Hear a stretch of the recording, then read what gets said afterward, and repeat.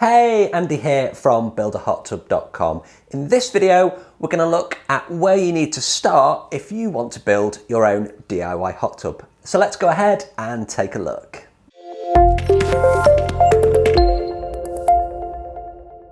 Okay, so if you're looking to build a DIY hot tub this year, then you've come to the right place. My blog and this YouTube channel have loads and loads of information, everything that you need to know about building a DIY hot tub. Now, if there's something that you need that you can't find, please let me know in the comments. Always looking for new ideas for videos and blog posts on the site. So before we get going, always a great point to say, please do subscribe to the channel. It gives me loads of motivation to keep making these videos.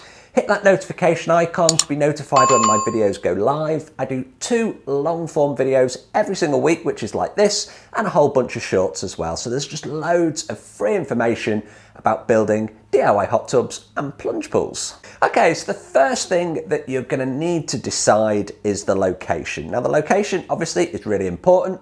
Depending on your property, you might have several locations that are suitable for a DIY hot tub, or you may just have one. It's really down to where you live and your actual property itself. However, a few things to consider. Do you have a view? If you do, make sure you orientate your seats accordingly. It sounds simple, but it's quite often overlooked. Think about how you're going to get the utilities to that area. So the electric, you're going to need to run cabling to close by the area that you're going to have your DIY hot tub. And also you're going to need to be able to fill and top up your hot tub periodically. So you're going to need a water source or a long hose pipe to actually be able to top up and fill your hot tub in the first place. So the location is really important, and you're also going to need space for things like the cover. Where are you going to put this when you either fold it up or you actually take it off the tub to use it? Where are you going to store it whilst you're in the hot tub? You don't really want to be lugging round a big heavy cover to an area where you can lean it up against a wall or something. So think about this at design stage. It was one of the things that I did, and on my tub it folds very neatly, and I can just push 2 out of the 3 pieces behind, and then I lift 1 piece off the front to enable me to lean it up against the fencing at the side of my hot tub. The covers can be big and they can be heavy, so just be mindful you don't want to be moving that if you can. So just leave some space either to the side, behind your hot tub for that cover when you're actually in the tub. With the location decided, you need to decide on the size and also the shape of your DIY hot tub. Again, it may sound pretty straightforward, maybe I'm stating the obvious here. However, if you go too big with your ideas in terms of the water volume, think about the impact that that's going to have on your running costs. Think about the impact that that's going to have on your heat up times. Okay, the more water that you have to heat, potentially the slower it's going to heat, or you're going to put in a bigger heater, which is going to use more energy. It's going to cost you more. So get the sizing right. Don't go too big. One of the things that I did when I was designing my own all those years ago, I was potentially going way too big, and luckily Poolman John, who was advising me, he told me to rein in my ideas, bring the volume down so that I could actually comfortably heat it with a 3 kilowatt heater, and that's exactly what I did. So don't go too big. In terms of the shape, if you are forming, laying blocks, ICF blocks, and we'll look at all these different options later, think about how easy it is to be creating the shape that you're thinking. Square rectangles are much easier to put together than kidney shapes or cylindrical hot tubs. Okay, we've just touched on it, the construction type. How are you going to make your walls? So whether you're above ground, whether you're in ground, are you going to do a CMU block? Are you going to do a dual cavity filled with concrete? Are you going to form and pour your concrete?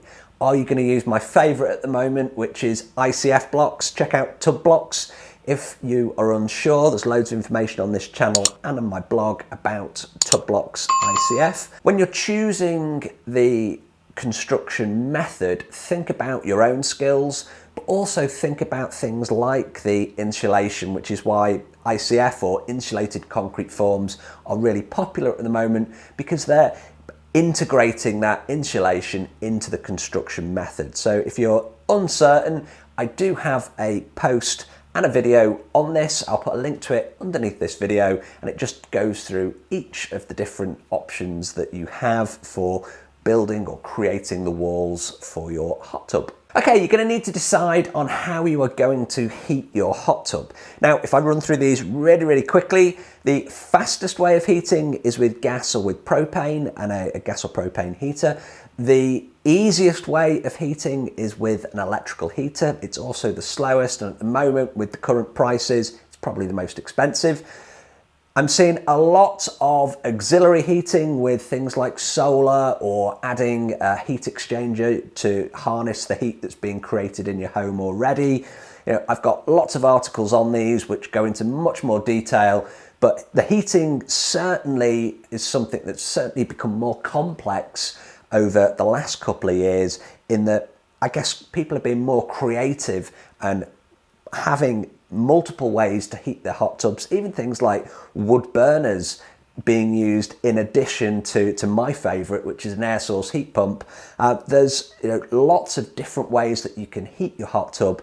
Do some research, have a good dig around my channel. I've got lots of information on the different ways of heating and how you can combine them as well. And it's all about heat up speed, but most importantly, it's about that running cost. You want to keep that running cost as low as you possibly can, because the last thing you want to do is build something that you can't afford to use. With your heating method chosen, you need to plan your electricity. Now, you're going to need electric for your pumps. You're going to need it for your blower. You may need it for your heater if you use an electric heater. Even if you go for an air source, you're going to need electric. So there's lots of different elements that are requiring electric. So you're going to have to add all them up together so that you can get a value for the amount of current that you can then tell your electrician that you're going to need delivering to your control room. Now, when you're planning your layout as well, you need to think where your pumps, where your heaters are all going to go. And this is, planning the control room. My top tip on the control room, if you've watched any of my other videos, I do talk about it a lot because it was one of the things that I kind of messed up quite bad. Give yourself plenty of room. Plan the space that you think you need and then add some more to it. You can never have enough space in your control room. It just makes things a lot easier when you're doing regular maintenance, changing out filters, that kind of thing. If you've got more space, it's just a little bit easier. So on the electrics, you're also going to need at least 220 to 240 volts. Even if you're in the US, you will be running off your split system. So into your home, you will have two lots of 110 or 115.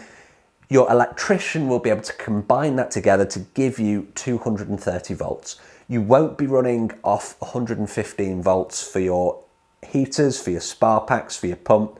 The reason being is with the higher voltage, you actually have lower current draw. Remember, with electricity, it's current that is dangerous, not the voltage. So by having a larger voltage, we have a lower current that brings it down into a safer category to use with our hot tubs. So all of our kit will be between 220 and 240, depending whether you're in Europe or the US. It will not be 115. So when we're planning our electrics for our DIY hot tubs, your electrician will need to put you in a 230 volt supply if we're in the US, or you'll be using 240 in Europe, but you do need it on a breaker that is being sized correctly for the kit that you're going to put in. And lastly, any features, water features, fountains, are you putting anything like this into your DIY hot tub? These go in at the planning stage. Don't look to try and add these later. It's not something that you can just add on to the end of a plumbing run. You need to plan, you need to work out flows, you need to put the right amount of suction drains. You always have 2 per pump.